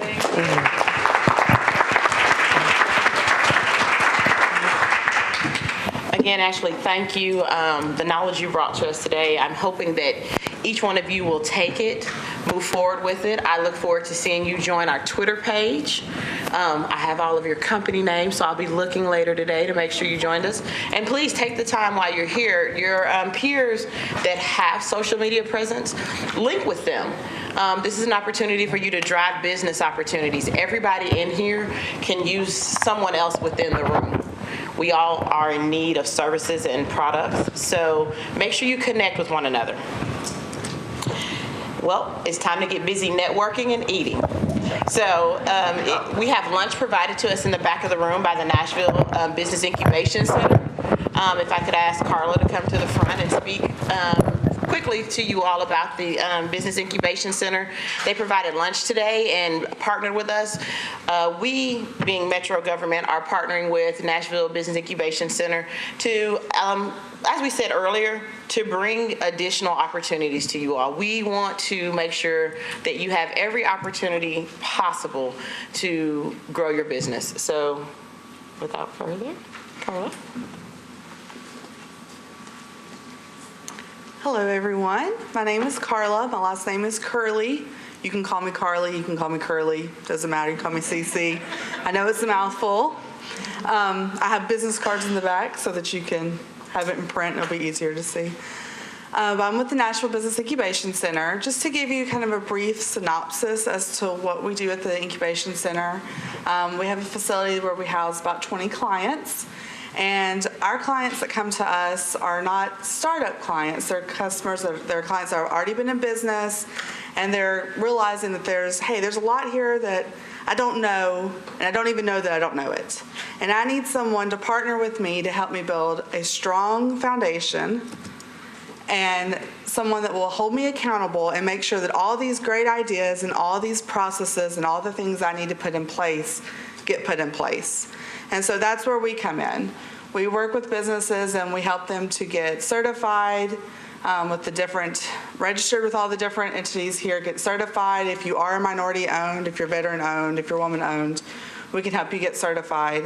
But more importantly, we want to make sure that you guys have a strong foundation and that you're set up for success so that you don't hit the gas pedal and get all this business and then realize, pump the brakes, I've got to put HR processes in place. I've got to get the correct accountant. I've got to get the correct marketing strategy. We make sure that we hit that at the beginning and we continue to grow with you. So it's a 5-year program. On top of that, we also have outreach events where we have learning, education events that we hold that's open to the public. So there's a lot of people here that aren't necessarily housed in our facility, but they come to our programs and our events on a regular basis because they're getting information like what you got today. So please see me in the back. If I'm not able to help you, I might be able to point you in the right direction, but definitely I want to make contact with you guys. I have business cards for you and I'm looking eager to saying hello.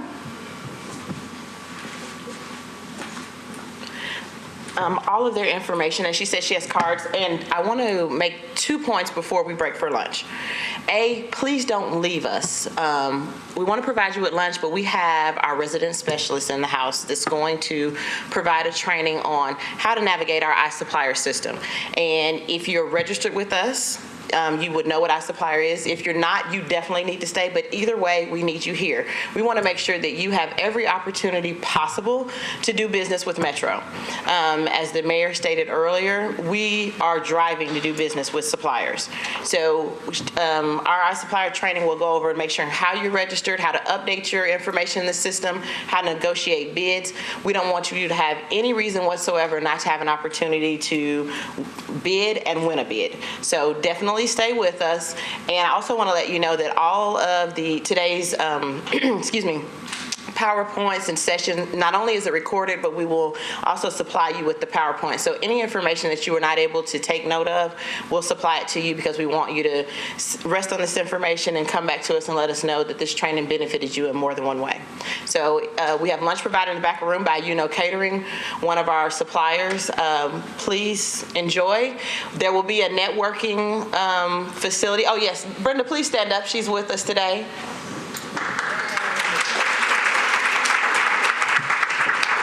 You think you're clapping now, wait till after lunch.